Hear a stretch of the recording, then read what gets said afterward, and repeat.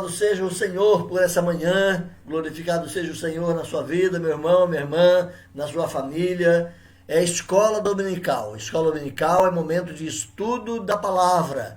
Então você mantenha a sua Bíblia próxima, mantenha a sua Bíblia aberta. Vamos ter uma boa caminhada hoje, Romanos capítulo 3, do verso 21 até o capítulo 4 todo.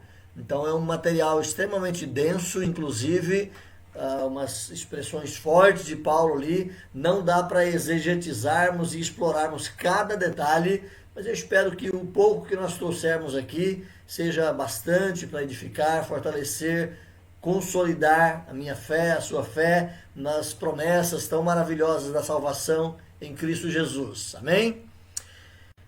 Eu quero lembrar você, papai e mamãe, que você precisa cuidar dos seus filhos. Na pandemia, não só da saúde, não só da alimentação, não só da boa roupa, mas cuidar da vida espiritual dos seus filhos. Para isso, a nossa escola dominical, através da superintendência, tem remetido para as famílias, todos os domingos, uma historieta muito bonita, a história de Amy Carmichael. É uma história real de uma missionária na Índia, há uns 200 anos passados já.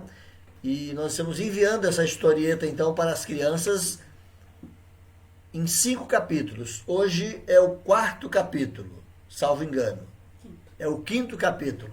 Está aqui a nossa coordenadora já nos ajustando aqui. É o 5º capítulo e nós vamos continuar cada domingo, enquanto durar esse período pandêmico, nós vamos continuar enviando material para você, papai e mamãe. Cuide da sua criança, não apenas com a historieta, com o filmezinho, mas com os exercícios que se passam. Ore com a criança, fale para a criança do momento que nós estamos vivendo, da dificuldade que é isso, mesmo que ela não tenha uma compreensão muito ampla de todas essas coisas, fale para ela que é um momento difícil e que Papai do Céu está conosco. Ensine a criança no caminho em que deve andar.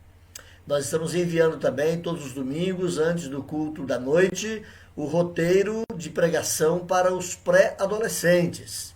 Então, o nosso desafio é que eles acompanhem a palavra, que eles respondam as questões e assim possam aprender um pouco mais. Que Deus possa abençoar, meus queridos irmãos, o nosso rebanho. Nessa hora difícil, não é o que nós queremos, gostaríamos de estar juntos, cada classe no seu lugar, cada turma na sua hora, com perguntas, com estudo mais avançado, mas é o momento que nós temos. Eu espero que Deus possa estar alimentando e suprindo a sua vida, suprindo a sua fé, através desse recurso que temos aqui em mãos. E oremos para que, o quanto antes, passe o temporal e nós possamos estar de volta na casa do Senhor. Amém? Louvado seja Deus por isso. Quero convidar você a orar.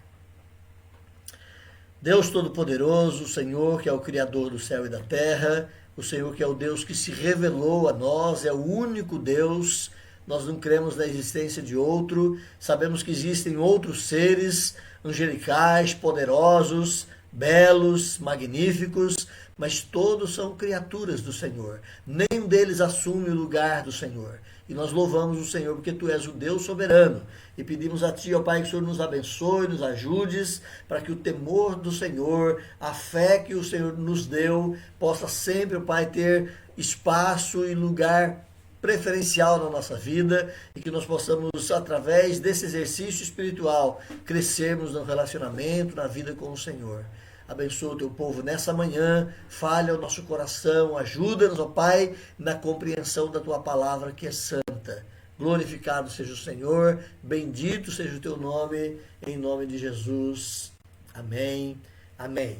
Queridos, eu quero passar de imediato então ao nosso momento de estudo da palavra e quero convidar você a abrir a sua Bíblia no texto de Romanos. Vamos lá? Romanos, capítulo de número 3. Romanos, capítulo de número 3. E nós vamos ler a partir do verso 21 até o final e o capítulo 4 todo. Então vamos lá comigo, Romanos, capítulo 3. Abra sua Bíblia. Romanos, capítulo 3. Nós vamos ler a partir do verso 21 ao verso 25 do capítulo 4. Então, do capítulo 3 até o capítulo 4, iniciando no verso 21 do capítulo 3. Eu quero lembrar aos irmãos que ainda não pegaram a sua revista de escola dominical, que estão aqui à disposição para que você pegue. Nós já estamos na 5ª lição. É importante que você tenha a sua revista em mãos e que você possa, a cada semana, ler, mesmo que você não compreenda tudo, mas anote, rabisque, facilita o seu aprendizado, ok? Então você que tem a solicitação da revista, pode buscá-la para ter um melhor aproveitamento. Romanos capítulo 3, a partir do verso 21 até o verso 25, lá no capítulo 4, eu vou ler, você acompanha a leitura. Se quiser fazê-la em voz alta, faz bem. Mas agora, sem lei, se manifestou a justiça de Deus, testemunhada pela lei e pelos profetas, justiça de Deus mediante a fé em Jesus Cristo, para todos e sobre todos os que creem, porque não há distinção, pois todos pecaram e carecem da glória de Deus, sendo justificados gratuitamente por sua graça, mediante a redenção que há em Cristo Jesus, a quem Deus propôs no seu sangue como propiciação, mediante a fé, para manifestar a sua justiça, por ter Deus, na sua tolerância, deixado impunes os pecados anteriormente cometidos, tendo em vista a manifestação da sua justiça no tempo presente, para ele mesmo ser justo e o justificador daquele que tem fé em Jesus. Onde, pois, a jactância foi de todo excluída. Por que lei? Das obras? Não, pelo contrário, pela lei da fé. Concluímos, pois, que o homem é justificado pela fé, independentemente das obras da lei. É porventura Deus somente dos judeus?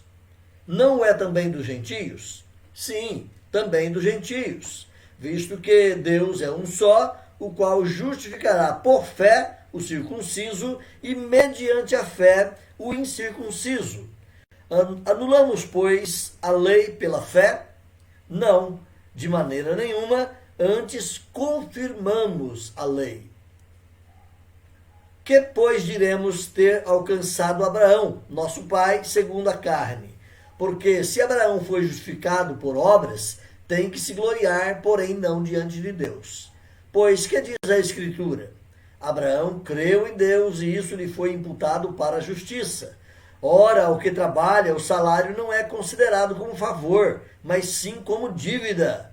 Mas ao que não trabalha, porém crê naquele que justifica o ímpio, a sua fé lhe é imputada como justiça. E é assim também que Davi declara ser bem-aventurado o homem a quem Deus atribui a justiça, independentemente de obras. Bem-aventurados aqueles cujas iniquidades são perdoados e cujos pecados são cobertos. Bem-aventurados o homem a quem o Senhor jamais imputará pecado. Vem, pois, esta bem-aventurança exclusivamente sobre os circuncisos ou também sobre os incircuncisos? Visto que, dizemos, a fé foi imputada a Abraão para a justiça. Como, pois, lhe foi atribuída? Estando ele já circuncidado ou ainda incircunciso? Não no regime da circuncisão, e sim quando incircunciso.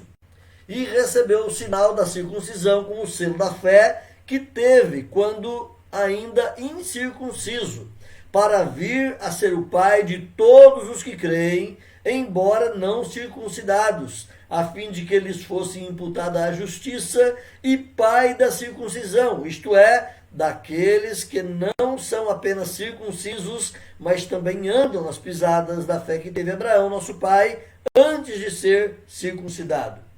Não foi por intermédio da lei que Abraão ou a sua descendência coube a promessa de ser herdeiro do mundo, e sim mediante a justiça da fé. Pois, se os da lei é que são os herdeiros, anula-se a fé e cancela-se a promessa, porque a lei suscita a ira, mas onde não há lei, também não há transgressão.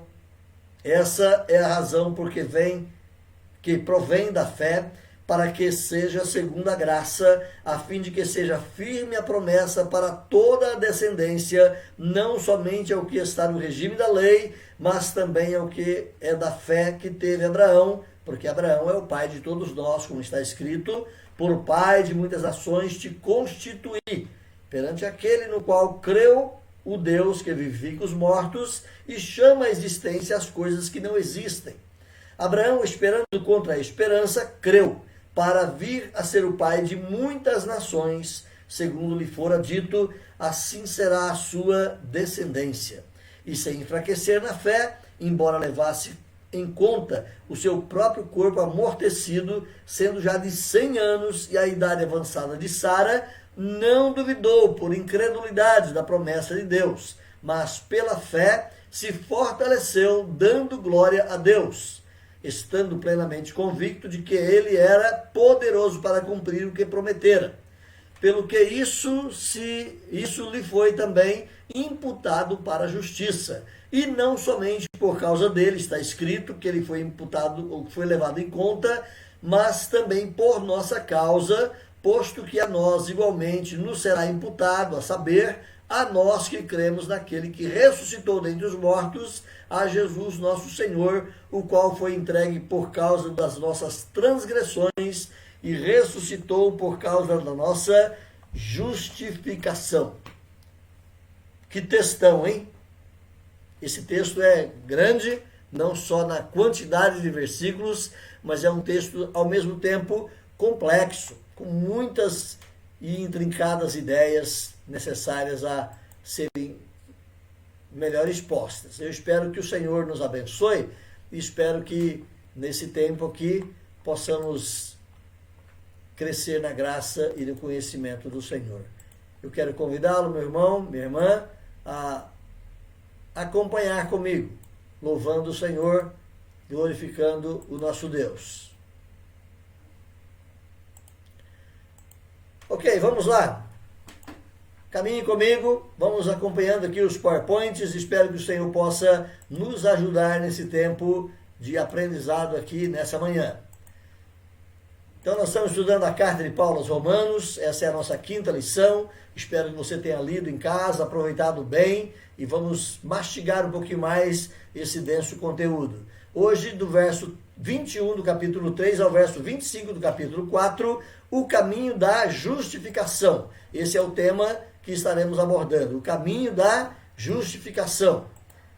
Colocamos introdutoriamente aqui, meus irmãos, que Deus é o juiz de toda a humanidade corrompida. É Deus, como dissemos nos capítulos 1 e 2 e parte do 3, é Deus que pode julgar cada um de nós e que pode retribuir a cada um segundo as suas obras. É Deus que estabelece trazer glória e honra, vida eterna para aqueles que temem o seu nome e ao mesmo tempo trazer a justa retribuição com a punição sobre aqueles que o desonraram, não crendo no seu evangelho e na sua palavra. Então ele é o juiz. Paulo demonstrou, como dissemos nos capítulos anteriores, a universalidade do pecado. Ninguém está isento. Tanto judeus quanto gentios, todos pecaram e todos carecem da glória de Deus. Nem judeu tem desculpa, porque ele era o povo eleito, achava-se melhor que os outros. O judeu não tem desculpa perante Deus. E também o gentio, qualquer que seja a sua raça, tribo ou cor, o gentio também não tem desculpa, mesmo que ele não tenha recebido a lei. Ah, eu não recebi a lei. És indesculpável, homem, porque a vontade de Deus está impressa no seu coração e a declaração acerca da existência de Deus está em todas as coisas criadas. Esse é o básico de Paulo no capítulo 1 e capítulo 2. Ninguém tem desculpa perante Deus. Vamos lá, primeira colocação da nossa reflexão nessa manhã é como a justiça de Deus se revela. Então vamos caminhando aqui, é um conteúdo mais denso. Há questões desses 2 capítulos que vão ficar, quem sabe, aí na sua cabeça, vão ficar martelando, como que é isso, como que é aquilo, por que o pastor não falou nesse ponto? Irmãos, são muitos os pontos que esses capítulos nos levantam. Há questões que depois de tudo estudado, eu ainda voltei atrás e pensei, não falei sobre tal coisa. Não dá tempo. mas que Deus possa nos ajudar. Vamos lá, caminhando. Como a justiça de Deus se revela? Algumas proposições. Primeiro, a justiça de Deus manifesta-se na promessa. Deus, em seu plano traçado antes da fundação do mundo, estabeleceu a maneira como os homens poderiam se relacionar com ele. Ou seja, antes que tudo viesse a ser, Deus já tinha um plano estabelecido e já tinha estabelecido como os homens poderiam relacionar-se com o Senhor. Ele revelou e comunicou o seu plano por meio de promessas, através da lei dada e através da pregação dos profetas. Então, todo o conteúdo bíblico é suficiente para conduzir o indivíduo a uma relação correta com o Senhor. E o plano, como tudo isso se daria, está lá na Escritura. Foi revelado a nós. Olha o capítulo 3, verso 21, diz assim que agora, sem lei, manifestou a justiça de Deus, testemunhada pela lei e pelos profetas. O que Paulo está dizendo é que mesmo não havendo a lei escrita, mesmo não havendo a lei promulgada lá em Moisés, o plano de Deus já estava em operação. E essa promessa de Deus já estava se manifestando. Vamos caminhar e você vai perceber um pouco mais dessas realidades. A promessa, meus irmãos, apontava para a justificação dos eleitos e no tempo certo, esses eleitos colocariam a sua confiança na obra do Redentor. Qual foi a primeira promessa dada? Isso mesmo. Lá em Gênesis 3,15, a primeira promessa dada diz que Deus traria um descendente da mulher que esmagaria a cabeça da serpente. É ali o primeiro anúncio da boa nova, o primeiro anúncio da salvação, de que aquela serpente maligna, terrível, demoníaca, que manifestara-se lá no Jardim do Éden, ela teria o seu fim já datado e teria o seu fim realizado quando o descendente da mulher esmagaria a cabeça da serpente. É o primeiro anúncio do Evangelho, é o primeiro anúncio, é a primeira promessa, mas Deus estava se revelando e no conteúdo dessa revelação, na caminhada bíblica, você vai descobrir que aqueles que crescem nessa promessa estavam já na vida eterna com o Senhor. A promessa foi dada então no próprio Evangelho, que é justamente esse primeiro anúncio aí de Gênesis 3,15. A promessa foi tipificada na história. Que eu explico melhor isso aqui? Eu vou explicar rapidamente. Por exemplo, quando Deus manda Noé fazer a arca e manda pregar a boa nova de salvação para que entrasse na arca. E Deus traz juízo sobre os que não creram. E Deus traz salvação sobre os que creram. Olha o Evangelho aí. Não é mesmo? Foi tipificada, foi demonstrada na história. Quer ver mais um outro exemplo? A Bíblia está cheia desses exemplos. Mas mais um exemplo na história, que é linda a história do sacrifício de Isaac lá com Abraão. É o pai, na figura de Abraão, é Deus, na figura de Abraão, executando o culpado.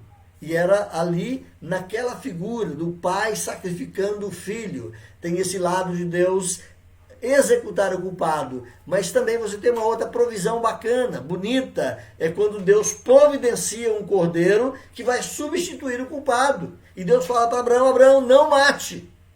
Ali tem um cordeiro, substitua o seu filho. E Abraão faz a troca e sacrifica o cordeiro inocente. Tudo isso, meus irmãos, são figuras do Evangelho. A promessa de salvação ela foi demonstrada na história e tudo isso eram verdades que estavam sendo já trazidas e reveladas pelo Senhor. Ela foi depois manifestada na lei. E quando você chega em Moisés, então, todo um aparato e todo um sistema de culto é desenvolvido. E você vê ali em toda a instrução e a instituição da lei, não só no decálogo em si, mas todas as ordenanças que faziam parte da vida e do culto judaico, você vê ali a presença do sacrifício, o cordeiro morrendo no lugar do pecador, o tabernáculo com todas as suas instituições, com todas as suas partes tão belas e tão bem construídas, em ouro, prata, em pedras preciosas, a entrada do sacerdote, o sacrifício, a entrada no Santo dos Santos, todo o aparato cultico envolvendo o tabernáculo apontava para as realidades maiores que aconteceriam na pessoa de Jesus Cristo. Então a promessa foi manifestada em todo o sistema de lei dada ali em Moisés. E a promessa foi pregada pelos profetas. É tão gostoso e tão bom quando você lendo os profetas, você pinça dali ideias ou verdades tão claras sobre a pessoa de Jesus Cristo. Por exemplo, Isaías fala que o meu servo não esmagará a cana quebrada, ele nem pisará naquela que fumega. Ou seja, são expressões lá da vida pastoril e agrária dos dias de Isaías, mas que mostra que o Senhor Jesus Cristo, no seu ministério, ele seria complacente, cheio de compaixão. Aquele que já está sofrendo, ele não vai trazer e colocar um peso maior ainda sobre ele, mas vai tratá-lo com amor e com misericórdia e graça. O Senhor Jesus, no dizer do próprio profeta Isaías também, pregado como grande evangelista do Velho Testamento, Isaías vai dizer que ele é o cordeiro que como ovelha muda foi levado ao matadouro e morreu e levou sobre si as nossas iniquidades. Olha a promessa aí sendo pregada. Basta olhar os profetas e você vê a presença de Jesus, você vê a presença do evangelho ali sendo anunciada. É a promessa de Deus sendo anunciada.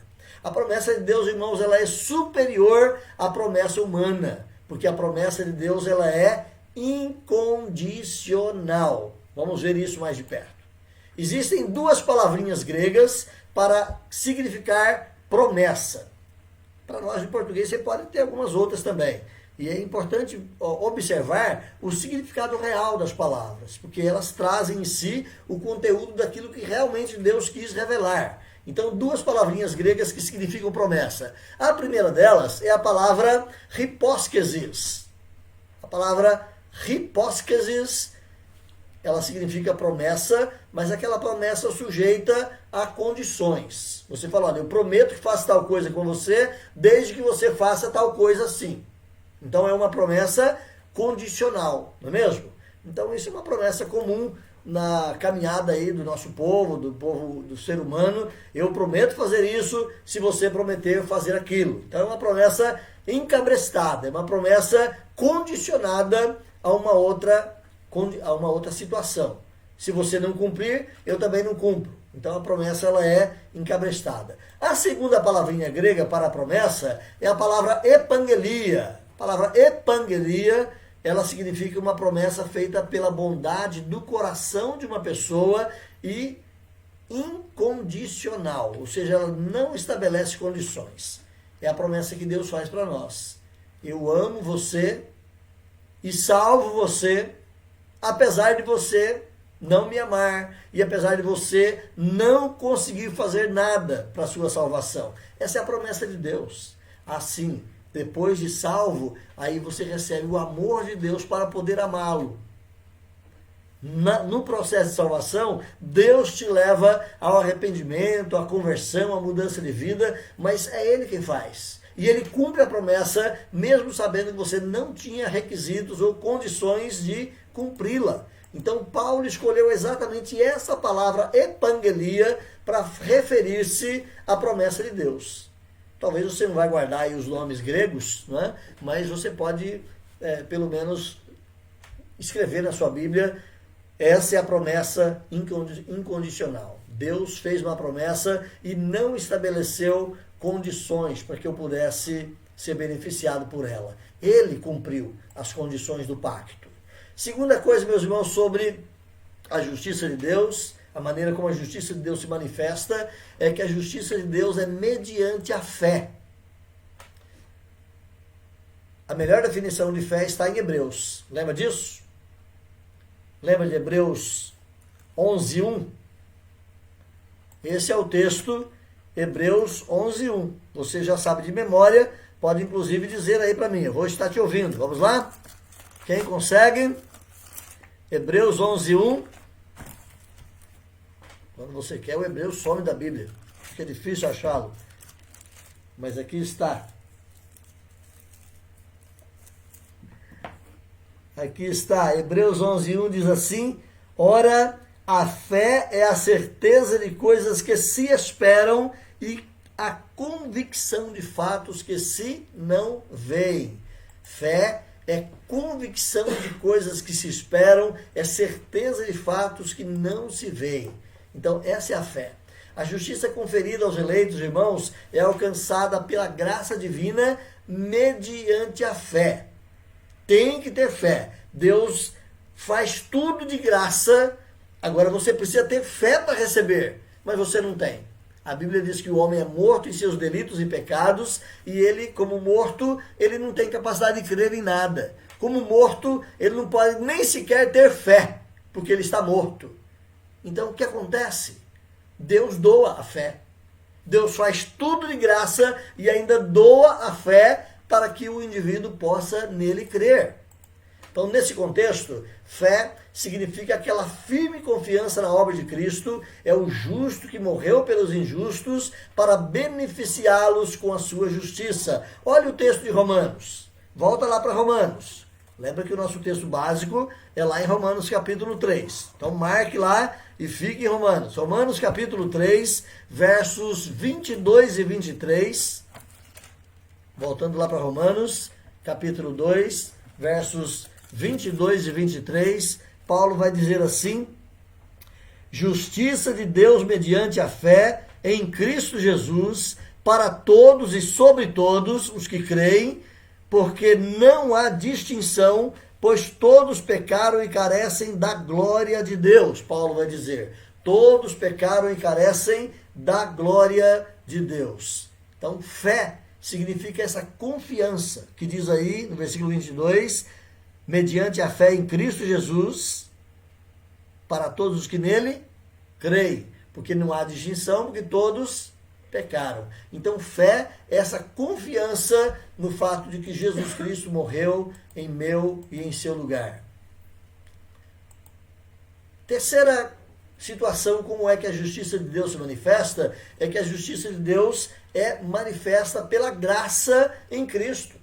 Gratuitamente pela graça em Cristo Jesus. Como nós dissemos antes, Deus não estabeleceu condições. Alguns falam, a condição é a fé. Mas a própria fé é um dom de Deus. Quem recebe o benefício da justificação, recebe como presente. Ele não faz nada, não fez nada para conseguir, não fez nada para merecer esse presente, mas é graça de Deus. Recebe, portanto, como presente. Ele é gratuito. Olha só, é um presente gratuito de Deus. O homem não faz nada por merecer. Não há nada que o homem possa fazer, porque o homem está morto em delitos e pecados. Esse homem, sem a regeneração, ele é morto, ele é inútil, ele não consegue fazer nada para alcançar benefício algum perante Deus. Irmãos, existe um adágio comum no meio da religiosidade popular aí, que diz que no fim, se Deus perceber que eu mereço alguma coisa, Ele vai me dar. Meus irmãos, não parem nessa proposta, porque se Deus for olhar o que você merece, você vai merecer a condenação e a perdição eterna. Então, não existe isso de o homem ter méritos perante o Senhor. Não há o que o homem possa fazer para merecer a graça e a salvação de Deus. Para ocorrer a justificação, o sangue do Filho foi derramado.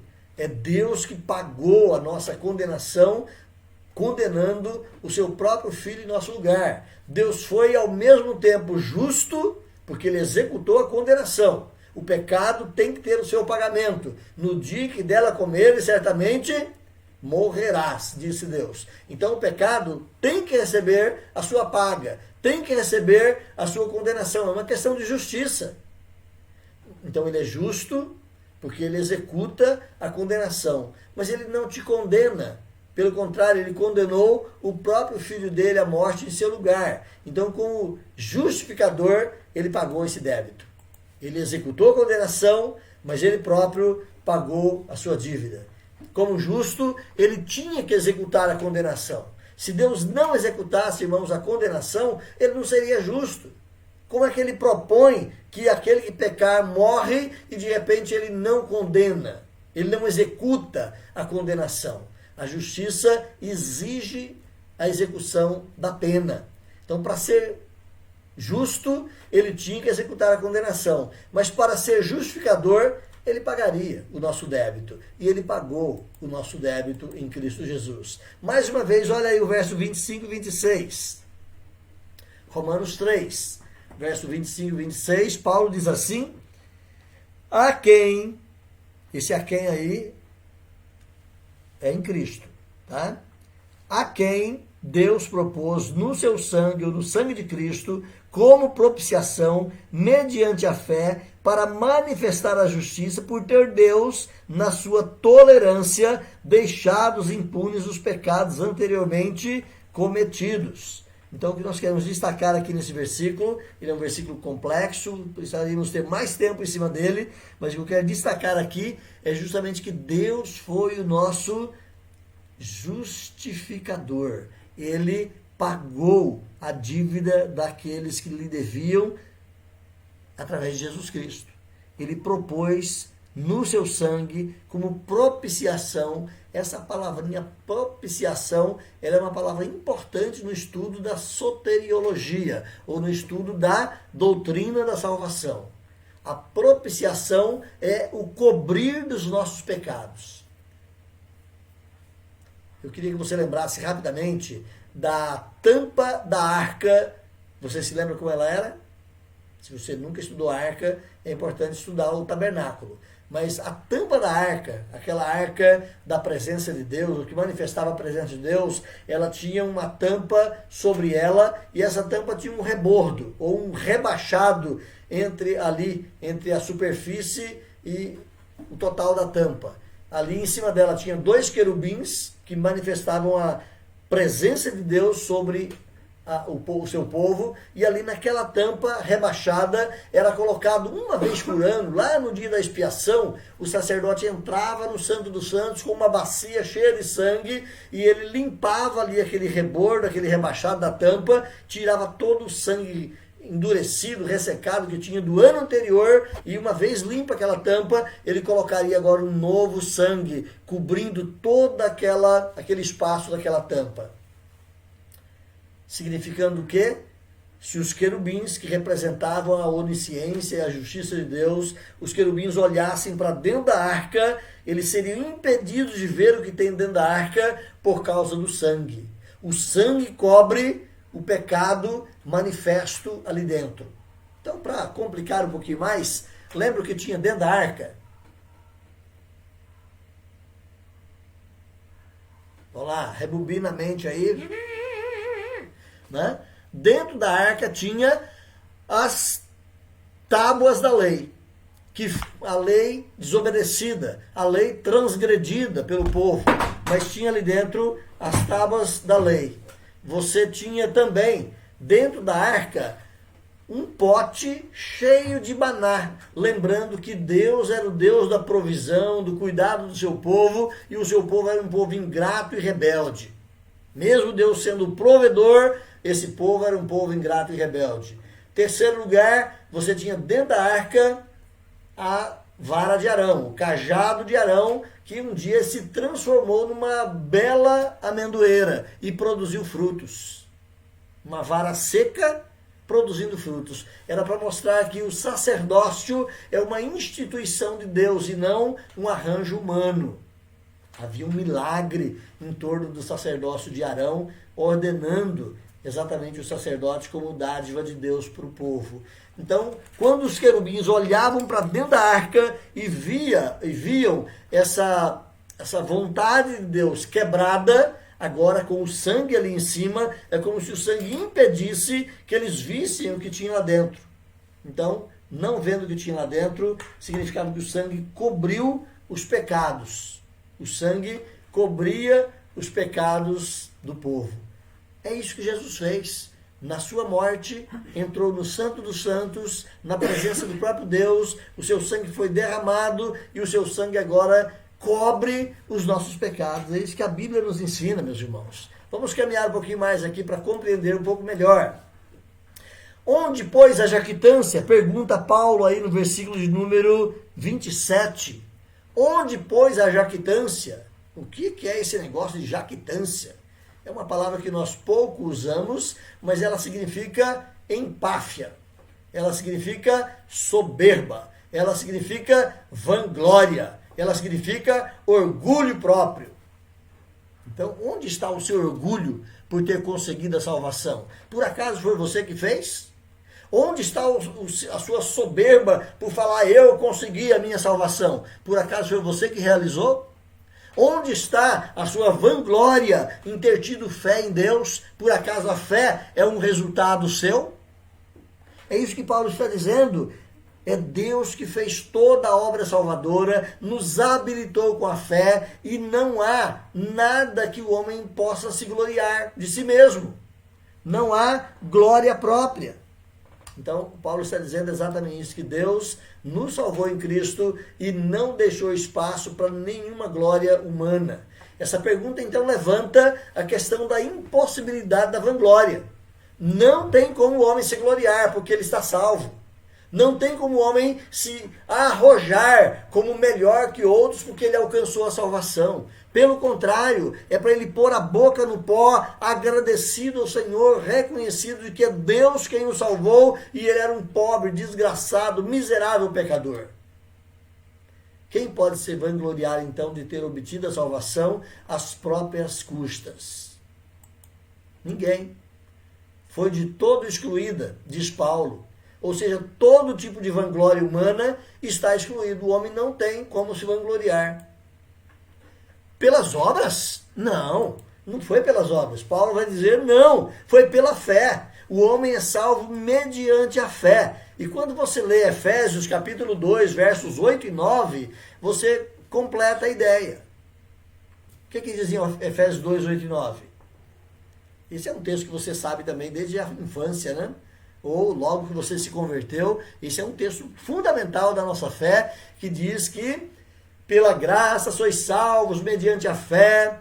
Isto não vem de vós, é dom de Deus, não de obras para que ninguém se glorie. Olha só o que Paulo disse em Efésios 2, 8 e 9, a mesma coisa que ele disse aqui em Romanos, com outras palavras. Onde está a glória humana? Não existe, porque ele foi salvo pela fé, e a própria fé é um dom de Deus, não de obras para que ninguém se glorie. Olha só, a justiça de Deus se manifestando gratuitamente em Cristo Jesus. Quarta coisa, a justiça divina, ela é etnicamente universal. Ou seja, a justiça de Deus, ela cobre todos os povos, todas as culturas, todas as etnias, todas as tribos, todas as línguas, toda a raça, todo o povo e toda a nação. Ou seja, Deus promoveu a salvação, não foi para um povo exclusivo, mas foi para todos os povos. Vamos caminhar nisso. Assim como há uma universalidade do pecado, sem exceção todos pecaram, Paulo anuncia também que há uma universalidade da salvação, mas agora sem distinção. Eu quero que você guarde bem essas duas expressões, sem exceção e sem distinção.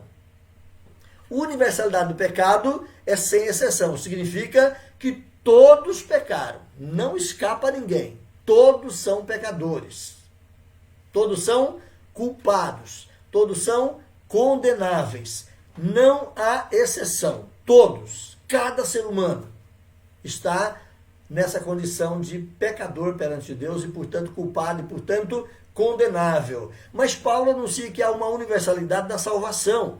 É para todos? Não. É para todos sem distinção.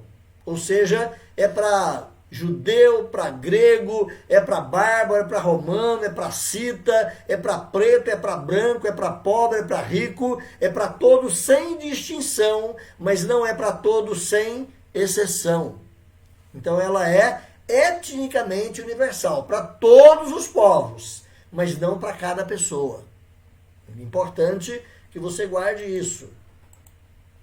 A universalidade do pecado, ela atinge todas as etnias e atinge todos os indivíduos, ou seja, todo povo, toda raça, toda nação, cada indivíduo, ele é pecador. A universalidade do pecado atinge todas as etnias e todos os indivíduos. Mas a universalidade da salvação atinge também todas as etnias, mas não a todos os indivíduos. Então, todos são pecadores, mas nem todos serão salvos. É isso em miúdos. Todos são pecadores, mas nem todos serão salvos. A salvação não está circunscrita aos judeus somente e nem aos gentios exclusivamente. Ou seja, a salvação não pertence a um grupo. A salvação não pertence a um povo específico, uma etnia, uma cultura, uma nação especificamente. Mas a salvação pertence à igreja. A salvação pertence ao povo de Deus, que está presente em todas as etnias, em todos os povos. A igreja começou, meus irmãos, com os judeus. Isso é certo, a Bíblia vai nos mostrar isso. Eles já tinham recebido a revelação, a lei. Foi a eles que foi comunicado os primeiros fundamentos da salvação. Então a igreja começou lá com os judeus. Mas a igreja estende-se gradativamente aos gentios.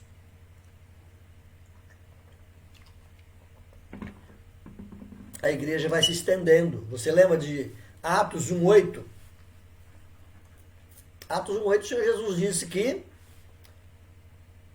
sereis minhas testemunhas, tanto em Jerusalém, como na Judéia, como em Samaria, até os confins da terra, e todo mundo vai conhecer a salvação, ou vai ouvir a salvação em Cristo Jesus. E a igreja vai cumprindo sua missão.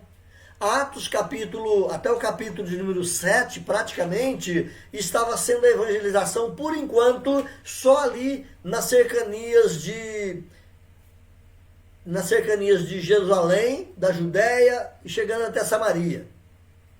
Mas quando você passa do capítulo 8 em diante, acontece a morte de Estevão no final do capítulo 7, e no capítulo 8 em diante, os judeus são espalhados para todo mundo, e diz o texto lá, onde quer que os discípulos iam, fugindo da perseguição, ali eles iam levando o evangelho da salvação, e as igrejas foram nascendo, porque os salvos, os discípulos de Jesus Cristo, foram evangelizando onde quer que eles passassem. Apocalipse capítulo 5, versículo 9, você deve conhecer certamente esse texto. Apocalipse 5, 9, vai dizer para nós assim que entoavam um novo cântico dizendo, digno és de tomar o livro, de abrir os selos, porque foste morto e com teu sangue compraste para Deus os que procedem de toda tribo, língua, povo e nação. Olha só, o alvo de Deus ainda era alcançar com a morte de Jesus habitantes de todo o planeta. Todo povo, toda raça, toda tribo, toda língua, toda nação estariam sendo alcançadas, mas não cada pessoa, mas pessoas de todas as nações. Olha só, é universal, é sem distinção, não é sem exceção, é sem distinção de nação, de cultura, de raça, de povo, mas é para aquele que crê, não é para todos. O apóstolo Paulo utiliza aqui um jogo de palavras entre circuncisos e incircuncisos. Então, lembre disso. Circuncisos refere-se ao povo judeu. Incircuncisos refere-se às outras nações. E ele usa essa palavra circuncisos para se referir aos judeus que traziam a marca da aliança, a marca de que pertenciam ao povo de Deus, e a palavra incircuncisos para se referir aos gentios. Esse é um jogo de palavras que Paulo vai utilizar aí. Volta lá para o capítulo 3 de Romanos, versos 29, ele pergunta, é Deus somente dos judeus? Não é também dos gentios? Não é? Então ele vai começar a trabalhar nessa questão. Versículo 30 ele fala, visto que Deus é um só, ele justificará por fé o circunciso, ou seja, o judeu já tem a lei, já tem a palavra, já tem a fé para crer, Deus vai justificá-lo por fé, mas ele vai justificar também o incircunciso, mediante uma fé que ele ainda vai dar, ou que ele vai trazer para esse incircunciso. Mas Deus vai justificar tanto o judeu quanto o não judeu. A lei não se torna nula por causa da fé, ao contrário, ela aponta para o cumprimento da promessa. A lei nunca salvou ninguém. Lá no Velho Testamento, quem andava pela lei não era salvo porque cumpria a lei, porque ninguém cumpria. O homem é incapaz de cumprir plena e completamente a lei de Deus. Então a lei, ela não se anula porque a fé chegou. Pelo contrário, ela aponta para o cumprimento da promessa. Conhece esse rapaz aqui? Você conhece bem esse indivíduo? É claro que é uma charge. Ele não é um personagem definido, mas ele aponta para um mestre-escola. Ele aponta para um professor, daqueles lá do passado, aqueles que eram contratados para ensinar os filhos. Naquela época aqui não tinha essa escola pública como se tem hoje, então o pai de família contratava um professor para morar muitas vezes na própria casa com a família, para ensinar as crianças as coisas mais elementares.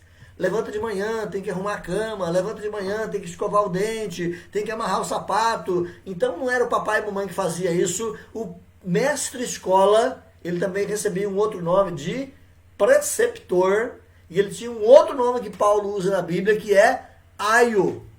Então esse mestre-escola, esse preceptor, esse aio, ele ensinava a criança até a criança chegar à idade madura, e aí não precisava mais do professor. A criança conseguia se virar por conta própria.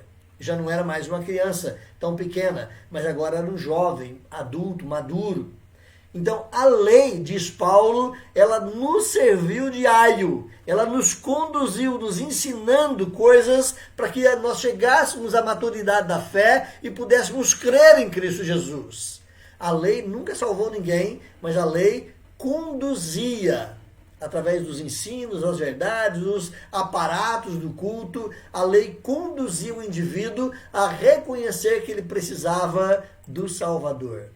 Aos Gálatas, Paulo então vai dizer que a fé é o aio, é o preceptor, é o mestre-escola, que conduz o pecador ao conhecimento do seu pecado, reconhecendo que ele precisava então de um Salvador. Ele vivia na lei, mas reconhecia, eu não consigo cumprir a lei. E Deus vai me punir se eu não cumprir a lei, eu preciso de alguém que me salve. Esse era o papel da lei, era para mostrar que o indivíduo era pecador.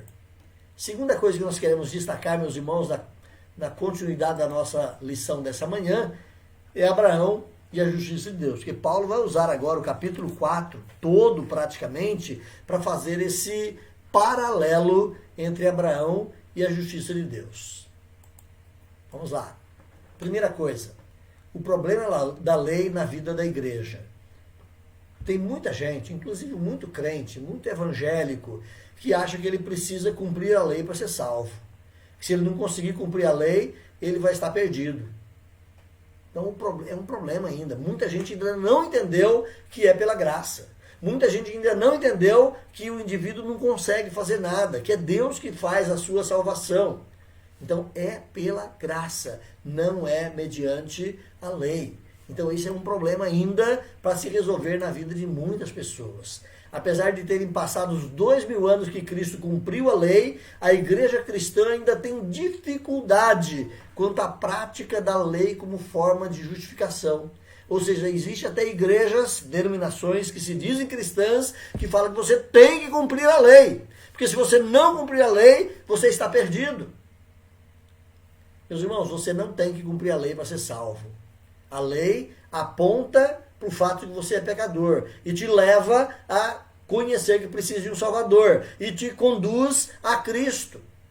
Agora, não significa que também que já que eu não tenho que cumprir a lei para ser salvo, eu não devo cumprir a lei de forma alguma. Não, você precisa cumprir sim, porque quando você é salvo de verdade, você recebe uma nova natureza. Você passa a ser uma nova criatura. E a sua vontade agora é cumprir a vontade de Deus. E a vontade de Deus, ela é exposta na lei e no Evangelho. Então a lei continua sendo válida. Uma digressão rápida conosco aqui. Quando você estuda a lei no Velho Testamento, você encontra 3 tipos de lei. Não esqueça disso, tá? 3 tipos de lei. Primeiro tipo de lei, lei civil. Ou seja, é a lei que Deus deu para conduzir Israel como nação. A lei do dia a dia. Se você pegou dinheiro emprestado, pague o irmão. Se o boi do seu irmão quebrou a cerca, invadiu sua plantação, tem lá as formas, como é que resolve tudo isso. Então, leis civis para o povo de Israel. O segundo tipo de lei são leis cerimoniais. Como é que faz o culto representativamente lá no tabernáculo? Tem que levar o cordeirinho, tem que ser um cordeirinho limpo, de 1 ano, sem defeito, etc. Tem que levar farinha da melhor espécie, tem que levar o azeite da melhor qualidade, tem que levar isso, aquilo. Então são as leis cerimoniais, como fazer o culto, simbolizar o culto perante o Senhor. Existem essas leis lá. E tem um terceiro grupo de leis que são as leis morais. Não adulterarás, não roubarás, não matarás. São as leis de comportamento moral. Então, quando a Bíblia fala que nós não precisamos mais da lei, é importante que você se lembre disso. Você não consegue cumprir a lei para ser salvo. A lei civil que era dada lá para o povo de Israel, ela pouco serve para nós aqui como povo brasileiro hoje. Embora exista princípios ali muito salutares. Mas não é uma ordenança para os povos. Foi uma ordenança lá para o povo de Israel. Estava no deserto, saindo, como é que eles deveriam se comportar, etc. Não é? Segundo, a lei cerimonial, tudo isso apontava para Jesus Cristo. E quando Cristo veio, ele cumpriu toda a lei cerimonial. Toda a oferta pelo pecado, todo o verdadeiro culto foi apresentado pelo Senhor Jesus Cristo. Nós agora temos Cristo, temos a lei cerimonial cumprida. Não precisamos mais matar cordeiro, levar bolo para o templo, só no aniversário do pastor, né? Não precisa mais levar bolo para o templo, aquela coisa toda do aparato cerimonial. A lei moral, ela continua valendo, ela continua existindo. Não adulterarás, foi lá no passado, foi no tempo de Jesus, foi na história e é presente. A Bíblia continua fazendo valer a lei moral. Então nós precisamos viver essa lei perante o Senhor, tá bom? Mas você não é salvo por cumprir a lei.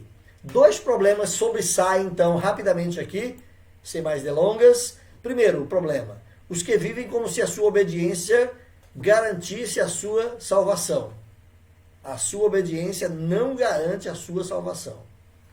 Existe até no meio evangélico essa questão. Ah, ele deixou de ser evangélico, ou deixou de ser obediente, ele caiu da graça. Meu irmão, se você caiu da graça, você nunca esteve na graça. Não existe cair da graça. Então, existe esse problema aqui para se pensar. Segundo probleminha, rapidamente, é aqueles que ainda querem voltar à forma de culto semelhante ao judaísmo. Tem gente trazendo arca para dentro da igreja, gente trazendo chofar, daqui a pouco vai ter sacrifício de ovelha lá dentro da igreja. O povo está reinventando o culto judaico. E existe mesmo essa esperança da construção de um outro templo lá em Jerusalém, onde os adoradores de Deus irão lá e irão de novo oferecer sacrifício de cordeiro. Minha gente, isso não pertence à esperança cristã. Isso não pertence ao conteúdo da fé, porque o nosso cordeiro foi imolado de uma vez por todas. Vamos caminhar. O próprio Paulo enfrentou essa dificuldade com um grupo chamado de judaizantes. Paulo enfrentou esse tipo de dificuldade e a lei, cumpre ou não cumpre, faz ou não faz, salva ou não salva. Paulo teve esse problema lá com os judaizantes. Eram os tais que queriam instituir nas igrejas do Novo Testamento a obediência à lei para a salvação. Se você tem um bom estudo sobre isso, é a carta de Paulo aos Gálatas. Então, eu desafio você para ter uma boa compreensão, um bom discernimento sobre a lei e a graça. Leia Gálatas. Mas não leia uma vez só, não. Leia uma vez na versão atualizada, leia outra vez na versão corrigida, a próxima vez você lê na NVI, lê na King James, lê na Phillips, tudo quanto é versão que você tiver, vai ajudar você a ter uma boa compreensão da palavra de Deus, ok? Então, o melhor texto para nos ajudar é a carta de Paulo aos Gálatas. A carta aos Gálatas foi escrita por Paulo justamente para combater e para corrigir esse erro na vida da igreja, porque os Gálatas estavam sendo envolvidos pelos judaizantes, aquele grupo de judeu que dizia que cria em Jesus Cristo, mas ainda tinha que cumprir a lei. Então os Gálatas estavam sendo enganados, envolvidos pelos judaizantes, e Paulo escreve essa carta para aqueles irmãos lá, justamente para corrigir esses erros, para ensiná-los que não é mais assim. E Paulo vai dizer, pelas obras da lei ninguém será salvo. Está lá, Gálatas capítulo 2. Aos Romanos, capítulo 4, Paulo vai usar a vida de Abraão para demonstrar que Abraão, mesmo antes da lei, ele vivia pela fé. Olha só, Abraão viveu 400 anos antes da lei ser dada. E Abraão, então, não vivia pela lei. Ele vivia pela fé. É isso que Paulo vai demonstrar agora no capítulo 4. A justificação pela fé, ela glorifica a Deus. Essa é uma expressão forte nesse conteúdo do capítulo 4. Caso Abraão tivesse sido salvo pelas obras, ele poderia gloriar a si mesmo. Não é mesmo? Ele poderia bater no peito e dizer, não, eu consegui, eu sou o cara. Né? Mas Abraão não foi salvo pela obra da lei. Ele não foi salvo porque ele fez isso ou fez aquilo. Olha o capítulo 4, versículo 2. Então volta lá para Romanos, capítulo 4, versículo 2. Veja o que Paulo fala. Porque se Abraão foi justificado por obras, ele tem do que se gloriar. Porém, não diante de Deus. Ele pode até bater no peito, mas Deus sabe que não é verdade. Né? Por quê? O que diz a Escritura? Olha o versículo 3. Abraão creu em Deus e isso lhe foi imputado para justiça. Ele creu em Deus. Ele não fez alguma coisa para Deus. Ele creu em Deus. Não é? É isso que o texto vai nos observar aí. Olha essa expressão clara acerca da fé de Abraão no versículo 3. Abraão creu em Deus. Olha o versículo 4. Ora, ao que trabalha, o salário não é favor, o salário é dívida. Mas quem não trabalha, mas crê naquele que justifica o ímpio, então a sua fé vale como ponto. É isso que Paulo está dizendo aí. Então, Paulo faz um trocadilho entre trabalhar e fazer obras. O trabalhar aqui é fazer obras, né? Se você realmente pudesse fazer obras e Deus te desse a salvação, o que aconteceu? Você apenas recebeu um pagamento que você fez. Né? Não é um favor, é um pagamento porque você mereceu. Mas Paulo vai dizer, aquele que não trabalha, ou seja, aquele que não tem condição de fazer as obras de Deus, aquele que reconhece que não é capaz, mas ele crê naquele que justifica, não é? A sua fé é atribuída como justiça. É isso que Paulo diz. É a fé que vai valer na vida desse indivíduo e não as obras, porque ele reconhece que ele é incapaz, ele não consegue fazer as obras de Deus. Então o foco, meus irmãos, está em Deus e não no homem, na justificação pela fé. É Deus que o justifica, não é o homem que consegue alguma coisa. Davi declara, bem-aventurado é aquele que recebe a justiça de Deus. Lá no Salmo 32, versos 1 e 2, se você quiser pode olhar lá rapidamente. Salmo 32, verso 1 e 2, Davi diz assim, bem-aventurado aquele cuja iniquidade é perdoada, cujo pecado é coberto, bem-aventurado é o homem a quem o Senhor não atribui iniquidade, em cujo espírito não há dolo. Ou seja, bem-aventurado é aquele que Deus perdoa, é aquele que Deus não atribui o seu pecado, mas Deus o perdoa. Esse é o bem-aventurado. E a Bíblia diz que Deus jamais imputará pecado ao que ele justifica. Ou seja, Deus jamais colocará sobre você o seu pecado, uma vez que ele já colocou sobre outra pessoa. E quem é essa outra pessoa? Jesus. Deus não vai colocar os seus pecados sobre a sua vida, porque Jesus já levou o seu pagamento. Jesus já pagou o seu preço. Outra verdade, meus irmãos, acerca da relação da fé com as obras, é que a justificação pela fé, ela é anterior à lei. Então vamos para a história de Abraão mais uma vez. Paulo traz novamente à baila, traz à tona, traz aqui para a gente compreender o tema da universalidade étnica da salvação. Ou seja, a salvação é para todos os povos. A salvação não é para o judeu apenas, mas ela é prometida a todos os povos. O proto-evangelho, como nós já falamos, ele foi dado para quem? Rebobina aí a mente. Para quem foi dado o proto-evangelho?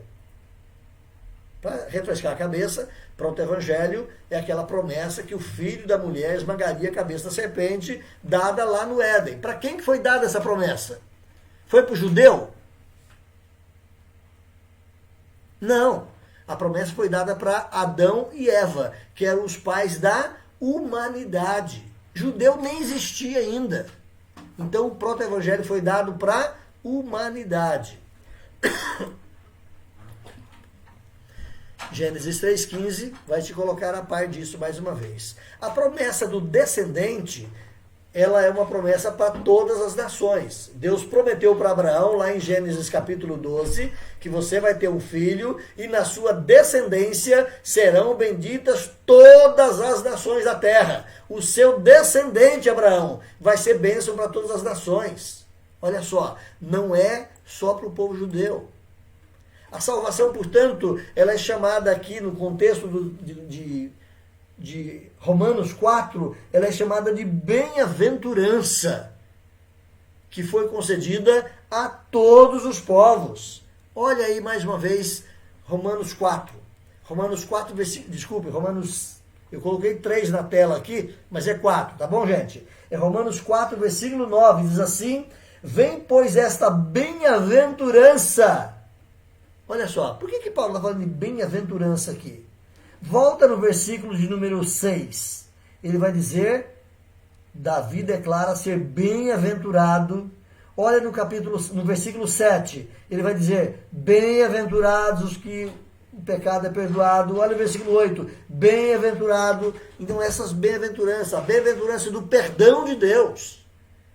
Essa bem-aventurança é a salvação, é o perdão de Deus. E ela foi concedida a todas as etnias, a todos os povos.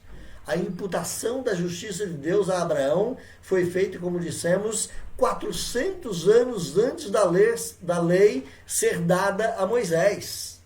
Não tinha lei.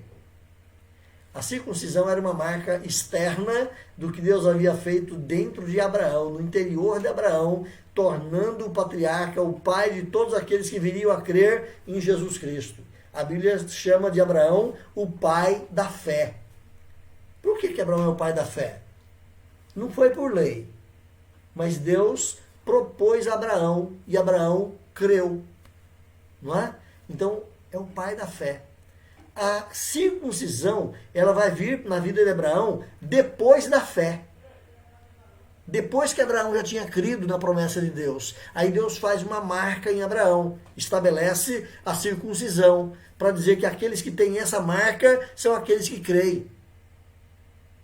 Então, a circuncisão era uma marca externa no corpo de Abraão que apontavam que Abraão cria. E Abraão seria então chamado de o pai de todos aqueles que viriam também a crer em Cristo Jesus. A filiação espiritual, ela é muito mais importante do que a filiação natural.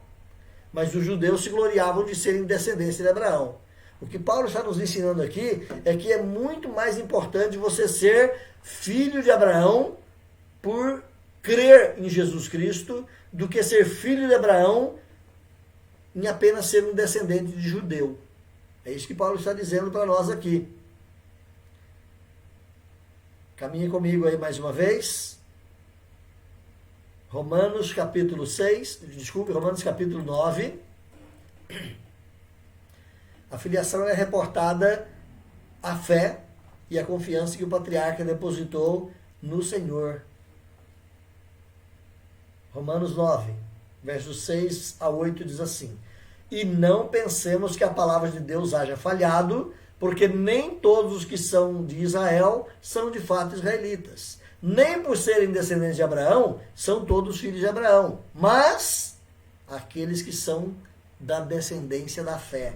Em Isaque será chamada a sua descendência. Isto é, estes filhos de Deus não são propriamente os da carne, mas devem ser considerados como descendência os filhos da promessa, aqueles que creram em Cristo Jesus. Esses são o Israel de Deus. Esses são o povo da promessa.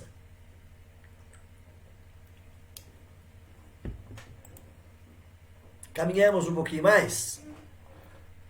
Gálatas capítulo 3, versículos 6 a 9. Gálatas capítulo 3, versículos 6 a 9, Paulo diz assim: é o caso de Abraão, que creu em Deus, e isso lhe foi imputado para a justiça. Sabei, pois, que os da fé é que são os filhos de Abraão. Ora, tendo a Escritura previsto que Deus justificaria pela fé os gentios, pré-anunciou o evangelho a Abraão: em ti serão abençoados todos os povos, de modo que os da fé é que são abençoados com o crente Abraão. Então o versículo de número 7, especialmente, é muito claro. Sabei, pois, que os da fé é que são os filhos de Abraão. Fé em quê? Fé na salvação de Deus, em Cristo Jesus. Os que creem em Cristo Jesus, esses são os filhos de Abraão. É isso que o texto está dizendo para nós aí. Caminhamos. A justificação pela fé suplantou, ela ultrapassou, ela foi além da obediência à lei. A lei sempre foi limitada, incapaz de conduzir o homem à justificação. Olha o que diz o versículo 3 de Romanos 8.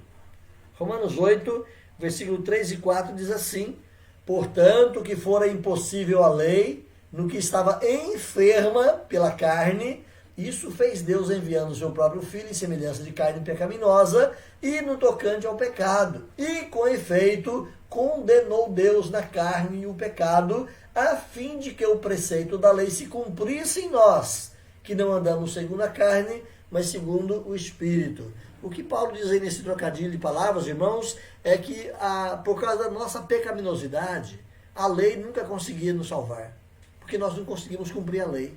A lei, portanto, estava limitada, incapaz, enferma, por causa do nosso pecado. Mas Deus enviou o seu Filho em forma de carne e pagou com a carne ou com a vida do seu Filho o nosso pecado. É isso que Paulo está dizendo nesse contexto aí de Romanos capítulo 8. Abraão não foi justificado pela lei, mas ele foi justificado pela fé. Primeiro, ele não foi justificado pela lei porque a lei não existia ainda. Ele estava 400 anos antes da lei ser dada, pelo menos na forma escrita. A lei não existia. Existia apenas a lei da mente, a lei do coração, que nós falamos lá no capítulo 2. Segundo, Abraão não foi justificado pela lei porque ele não conseguiu sequer cumprir a lei gravada no coração. Ou seja, Abraão também pecou? Claro! Vá para Abraão, vá para a história dele, e você vai encontrar vários e vários erros grosseiros de Abraão, pecados de Abraão. Ele não cumpriu a lei da mente, a lei do coração, já gravada, os princípios morais de Deus já estabelecidos na mente humana, Abraão não cumpriu. Então ele jamais poderia ser salvo pela lei. Primeiro que a lei promulgada ainda não tinha sido dada, viria 400 anos depois. E a lei que já tinha sido dada, que é a lei da consciência, Abraão não conseguia cumprir. Olha o versículo 13 aí no capítulo 4.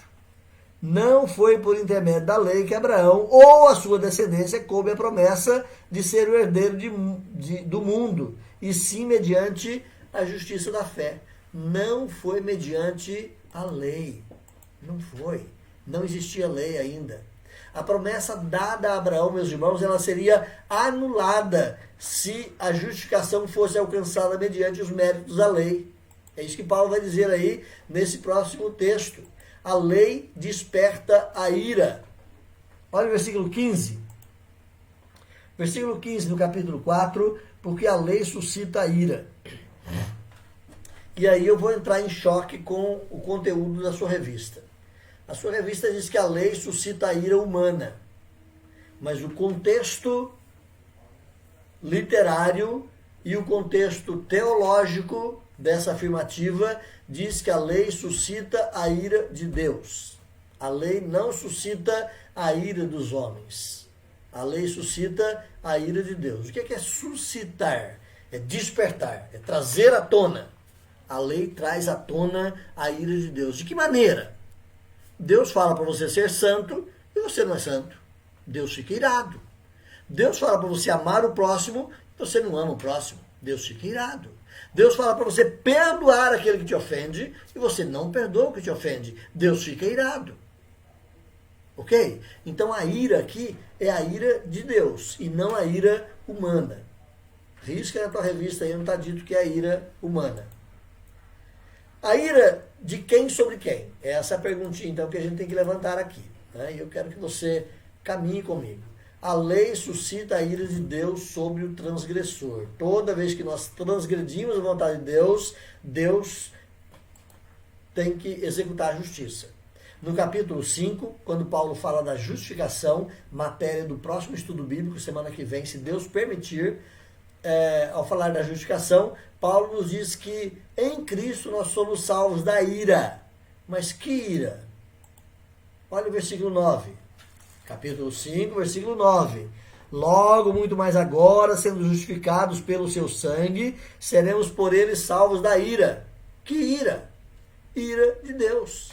Porque Deus é um Deus irado contra o pecador. Então, por causa do sangue de Cristo, somos salvos da ira de Deus. Quinto, o objeto da nossa fé é a pessoa de Jesus Cristo.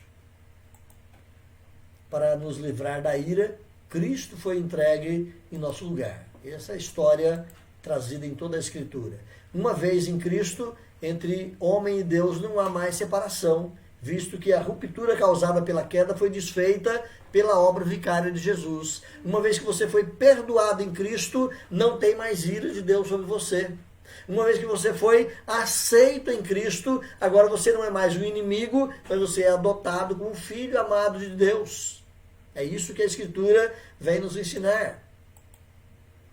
Para que pudéssemos receber a imputação da justiça divina, foi preciso que Cristo fosse o nosso substituto em nossa morte, em nossa condenação. Então, para que eu pudesse receber a imputação, a justiça divina colocada sobre mim, foi preciso que a ira de Deus fosse colocada sobre outro. E Cristo, então, se tornou o nosso substituto. Ele sofreu a ira de Deus em meu lugar. Por meio da ressurreição, nós somos agraciados com a justificação diante de Deus. A ressurreição de Cristo é o que nos deu a justificação diante de Deus. Olha o versículo 25 aí em Romanos 4, estamos terminando. Diz aí, Cristo foi entregue por causa das nossas transgressões, ou seja, ele morreu por causa das nossas transgressões e ressuscitou por causa da nossa justificação. Olhe bem para essa imagem. O que é que você vê nesta imagem? Morte e ressurreição. Não é isso mesmo?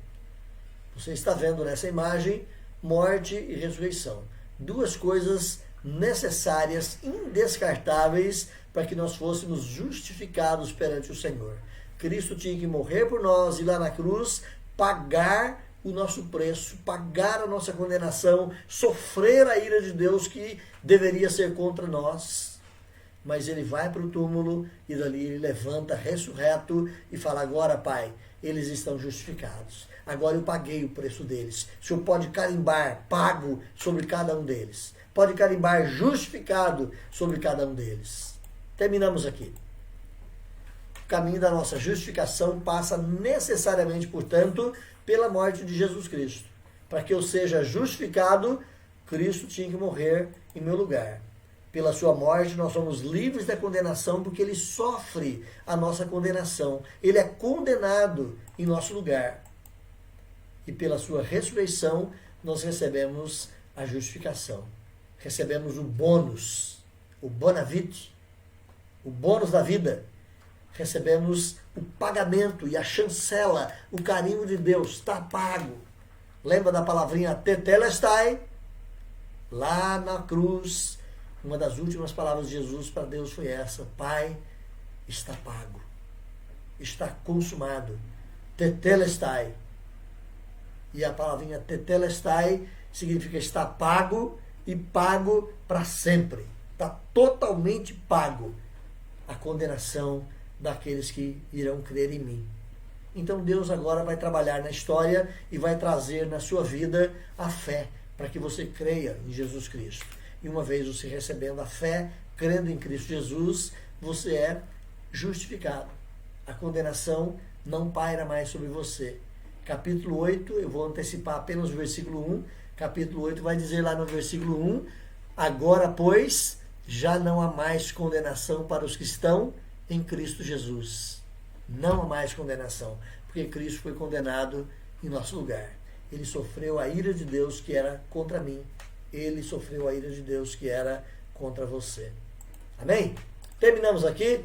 Próximo domingo, se Deus permitir, meus irmãos, leia a sua revistinha durante a semana. Eu sei que nesse capítulo 3 e 4 ficaram algumas interrogações. Para mim também ficou. Gostaria de ter tempo hábil para poder explicar cada uma delas, mas o nosso tempo já está estouradíssimo. Próximo domingo, então, justificados em Cristo. Do capítulo 5, verso 1 ao 21, justificados em Cristo. Participe conosco, esteja conosco e vamos continuar aqui pela bênção e graça de Deus, estudando a carta de Paulo aos Romanos.